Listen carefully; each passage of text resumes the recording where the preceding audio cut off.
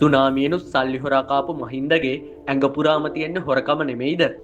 ඔය කතාව බහුතරයක් තේරුම් අරන්ගෙන්නේ වැරදියට. ඇත්තටම කීප දෙනෙක් ඔය කතාවේ ඇත්ත නැත දන්නවා. අදටත් ඔය කතාව බොරුවක් කියලා සියලු දෙනා දන්නවා. නමුත් ඒක කියන්න, ඒක පිළිගන්න කැමති නෑ. මම පැහැදිලි කරන්න.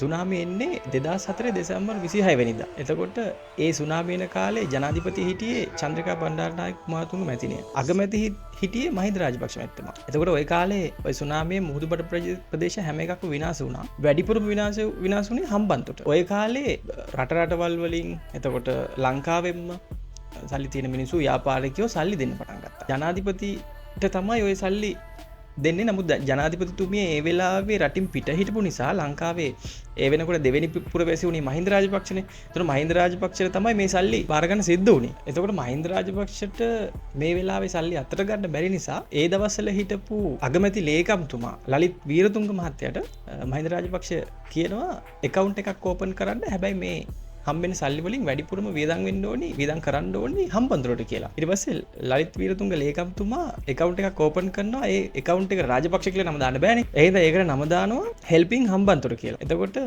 මේ දෙන සල්ලි ඔක්කොම මේ account එකට deposit කරනවා. මම හිතන්නේ මට මතක විදියට මිලියන 82 ගණක් හම්බෙලා තිබ්බා. ඊට පස්සේ මේ වෙලාවේ මහින්ද රාජපක්ෂ හොඳ බුද්ධිමත් වැඩක් කරනවා. මම හැම වෙලේම කියනවා මහින්ද රාජපක්ෂ කියන්නේ දුරදිග හිදලා වැඩ කරන නායකයෙක් කියලා. මහින්ද රාජපක්ෂ කරන්නේ Sunday Times පුවත්පතේ ලොකුවට ඇඩ් එකක් දානවා මේ සල්ලි දීපු අයගේ නම් ගම් එක සල්ලි දීපු ප්‍රමාණය හැම එකක්ම. ඊට පස්සේ දැන් පාර්ලිමේන්තුවේ ඉදිරිපත් කරනවා මේ කතාව, මේ සල්ලි ගැන කතාව. තව විශේෂ දෙයක් තමයි මේක වෙන්නේ ජනාධිපතිවරණයට පොඩි කාලයක් තියලා. එතකොට ඊළඟ අපේක්ෂක විදිහට ඉදිරිපත් වෙන්න බලාපොරොත්තු වෙන්නේ මහින්ද රාජපක්ෂ. ඉතින් ඇතුලේ ඒ කාලේ ලොකු කුමන්ත්‍රණ තියෙන දැනටත් කුමන්ත්‍රණ තියෙනවනේ. ඉතින් මේකෙදි මහින්ද රාජපක්ෂ මේක ඉදිරිපත් කරාට පස්සේ ඇතුලෙම කතාවක් හැදෙනවා. මේ ගැන පරීක්ෂණයක් කරන්න ඕනි. මහින්ද රාජපක්ෂ මේ මුදල් තමන්ගේ account එකට දාගත්තා කියලා.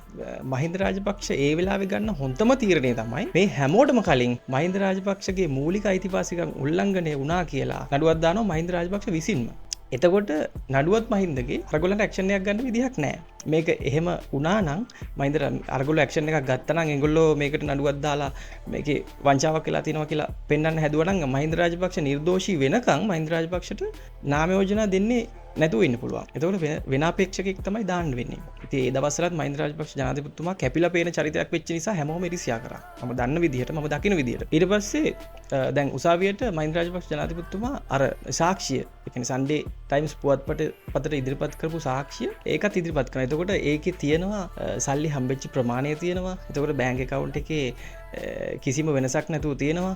එතකොට තව කෙනෙක්ට කියන්න පුළුවන් මම සල්ලි එතන අඩුපාඩුවක් තියෙනවා මම දුන්නා නම් ඒකේ මගේ නමක් තියෙන්න ඕනේ. එතකොට කිසිම කෙනෙක්ට මේකේ මේ දෝෂාරෝපණයක් කරන්න බෑ. එතකොට මහින්ද නිදොස් කොට නිදහස් වෙනවා. ඒකෙන් මහින්දට කිසිම ප්‍රශ්නයක් වෙන්නේ නැහැ. ඒකෙන් පස්සේ එදා ශ්‍රී ලංකා නිදහස් පක්ෂය හෝ විපක්ෂයෙන් බැලුවේ මහින්ද රාජපක්ෂට මේක මේ මහින්දට නාම යෝජනා නොදී ඉන්න මොකක් හරි විදිහක්. මේක ඇත්තටම ඇතුළෙන් සිද්ධ වෙච්ච කුමන්ත්‍රණයක් විදිහට තමයි මම දකින්නේ.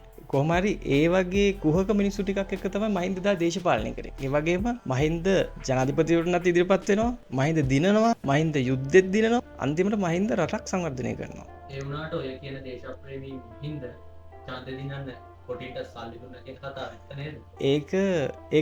ඒ කතාවත් දැන් මේ දවස්වල ලොකුවටම කතා වෙන කතාවක් නේ. මහින්ද කොටින්ට සල්ලි දුන්නා කියන එක. මම ඒකත් පැහැදිලි කරන්න. ඒකෙදි උනේ මෙන්න මෙහෙමයි. මං ඉස්සෙල්ලත් කිව්වා අපේ පැත්තේම මිනිස්සු අපිට වල කපනවා ඡන්දෙකදී. කාටවත් ඉස්සරහට එන්න ඉඩ දෙන්නේ නැහැ.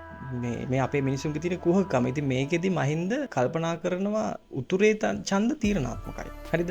එතකොට මහින්ද ඒ වෙලාවේ හොඳ තීරණයක් ගන්නවා. දැන් මේ ජනතා විමුක්ති පෙරමුණෙන් කියන්නේ කොටින්ට සල්ලි දුන්නා කියලානේ. මේක සල්ලි දෙන්නේ කොටින්ට නෙවෙයි. මේක දෙන්නේ දෙමළ ජනතාවට ඡන්දය නොදා ඉන්න තමයි මහින්ද සල්ලි දෙන්නේ. මේක කරන්නේ උතුරු ජනතාවට ඡන්ද වලට නොයා ඉන්න තමයි මේ දෙන්නේ. ඉතින් ඒකත් එක්ක එහෙම නොවුණා නම් ඒක කරේ නැත්තම් අද මහින්ද ජනාධිපති වෙන්නෙත් නැහැ ඉදා. මේ යුද්ධ ඉවර වෙන්නෙත් නැහැ බාගදා.